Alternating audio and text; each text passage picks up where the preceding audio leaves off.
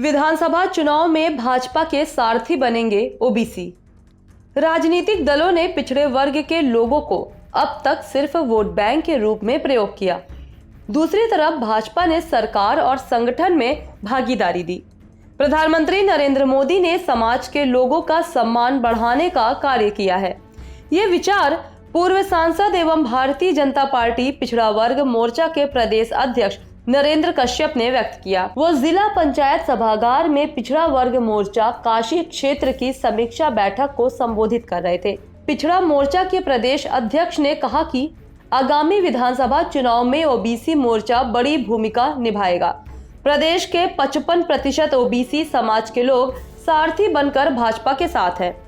इसकी बड़ी वजह यह है कि भाजपा देश की संस्कृति और राष्ट्रीयता के सम्मान को बढ़ाने के लिए कार्य कर रही है। ये दल कुर्सी नहीं, देश हित में कार्य करता है। इसका सीधा उदाहरण कृषि कानूनों को वापस लिया जाना है।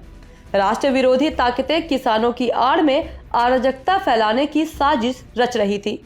उन्हें जवाब देने के लिए कानूनों को वापस लिया गया।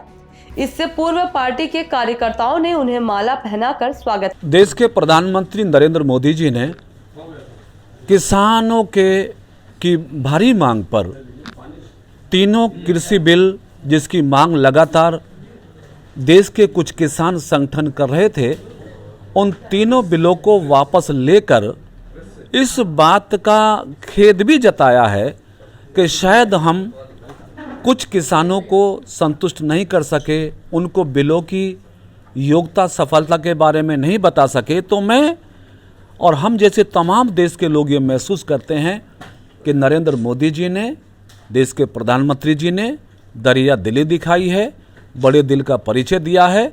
और जो लोग संतुष्ट नहीं थे बिलों के माध्यम से, उनको संतुष्ट करने के लिए किसान हित में अपने फैसले को वापस लिया है, जिसकी प्रतिक्रिया और क्रिया पूरे देश के किसानों में एक उल्लास के साथ दिख रही है। कल मोदी जी की घोषणा के बाद हजारों लाखों किसानों ने खुशी जाहिर की है, मिठाइयाँ बांटी हैं, ढोल बजाए हैं। तो मतलब साफ है कि किसानों ने मोदी जी के फैसले को सराहा है। और हम ये महसूस करते हैं कि वर्तमान समय में हमारी सरकार ने किसानों की मांग को स्वीकारते हुए अपनी सोच के साथ समझौता किया और किसानों के पक्ष में फैसला लिया। बीजेपी पिछड़ा वर्ग जो मोर्चा है, ये किस तरह की तैयारी कर रहा है विधानसभा चुनाव की? कहाँ बैठके सम्मेलन, किस कार्यक्रम में, किस तरह से आयोजित होंगे? ओबीसी मोर्चा उत्तर प्रदेश के अंदर एक बहुत सशक्त और बड़ा मोर्चा है, जो उत्तर प्रदेश के 55% पिछड़े वर्गों को रिप्रेजेंट करता है। अभी इसी महीने मोर्चे के द्वारा लखनऊ के अंदर 19 सामाजिक सम्मेलन संपन्न किए गए। इस नवंबर के महीने में सभी संगठनात्मक 98 जिलों में ओबीसी मोर्चा बैठकें करने जा रहा है। दिसंबर के महीने में ओबीसी मोर्चे के द्वारा उत्तर प्रदेश में 202 बड़ी रैलियां की जाएंगी और सदस्यता अभियान के माध्यम से पिछड़ों को जोड़ने के अभियान को तीव्र करने के लिए जा रहे हैं। कुल मिलाकर ओबीसी मोर्चा अपनी पूरी सामर्थ्य शक्ति के साथ उत्तर प्रदेश के पिछड़े वर्गों को भारतीय जनता पार्टी की सोच और सरकार की उपलब्धियों के साथ जोड़ने के लिए तीव्रता के साथ आगे बढ़ रहा है। और खुशी की बात है कि उत्तर प्रदेश के पिछड़े वर्गों के लोग भारतीय जनता पार्टी पर पहले से भी अधिक भरोसा कर रहे हैं। निश्चित है 2022 सियासी समर तेज हो चुका है। सत्ता और विपक्ष एक दूसरे पर जमकर हमला बोल रहे हैं। कोताही नहीं करते। 370 का मामला हो, 35A का मामला हो, 3 तलाक का मामला हो, जीएसटी का मामला हो। इसी प्रकार से मोदी जी ने 3 किसानों के कुछ असंतुष्ट दलों की मांग को स्वीकार करते हुए 3 बिलों को वापस लिया है।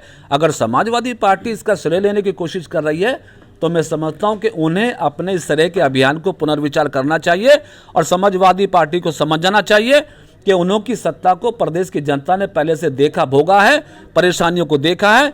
समाजवादी पार्टी की सरकार 3-4 जिलों में चलती थी, उससे ज़्यादा कभी उसका लाभ प्रदेश की जनता को नहीं मिला। इसलिए समाजवादी पार्टी का श्रेय लेने का अभियान प्रदेश की जनता अच्छी तरह से जानती है। और हम ये कह सकते हैं कि देश के हित में, देश के कल्याण के हित में, किसानों के हित में मोदी जी ने फैसला लिया है, जिसका लाभ किसी पार्टी को लेने का अधिकार नहीं है।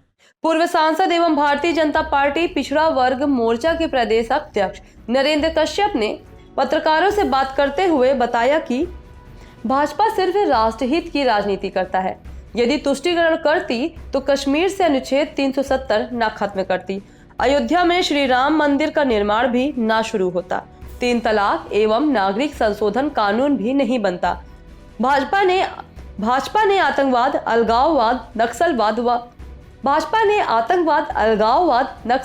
पर कड़ा प्रहार किया है। उत्तर प्रदेश में गुंडागर्दी को भी रोका है। पूरी सामर्थ्य शक्ति के साथ उत्तर प्रदेश के पिछड़े वर्गों को भारतीय जनता पार्टी की सोच और सरकार की उपलब्धियों के साथ जोड़ने के लिए तीव्रता के साथ आगे बढ़ रहा है। और खुशी की बात है कि उत्तर प्रदेश के पिछड़े वर्गों के लोग भारतीय जनता पार्टी पर पहले से भी अधिक भरोसा कर रहे हैं। निश्चित है 2022 का चुनाव भी भारतीय जनता पार्टी के लिए फिर एक बार 300 के पार के नारे को पूरा करने वाला है। ओबीसी के वोट बैंक पे तो देश में पहली बार मोदी जी की सरकार है जिसने ओबीसी कमीशन को संवैधानिक दर्जा दिया, ओबीसी समाज के 27 सांसदों को कैबिनेट में स्थान दिया, 27% रिजर्वेशन नीट में दिया। देश और उत्तर प्रदेश का पिछड़ा यह समझता है कि देश में पहली बार किसी सरकार ने पिछड़ों को सत्ता में हिस्सेदारी, संवैधानिक अधिकारों को दिलाने का प्रयास और संगठन में भागीदारी देने का काम किया है, तो भारतीय जनता पार्टी ने किया। इसलिए अखिलेश जी कुछ कहें, बसपा कांग्रेस कुछ कहें, पिछड़े वर्गों के लोग अब उत्तर प्रदेश में किसी के भी झांसे में नहीं आने वाले हैं। सब लोग एक मुश्त होकर भाजपा का ही समर्थन करने वाले हैं। कितने सीटें मिलेंगी ओबीसी के कैंडिडेट को? 403 सीटों में मोर्चे को सीटों का वितरण का विषय ये कोई सार्वजनिक विषय नहीं है। जब चुनाव की प्रक्रिया प्रारंभ होगी, आवेदन होंगे, क्रियाएं प्रतिक्रियाएं आगे बढ़ेंगी, जिताओ, सामाजिक संतुलन, क्षेत्र के अनुसार प्रत्याशी के बारे में निर्णय लिया जाएगा। तो सीटों के बंटवारे के विषय में या मोर्चे की सीटों के बारे में अभी कुछ भी कहना जल्दबाजी होगा। अपना दल जो है जो सुने इस चैनल को देखने के लिए लाइक करें, सब्सक्राइब करें और बेल आइकन दबाएं।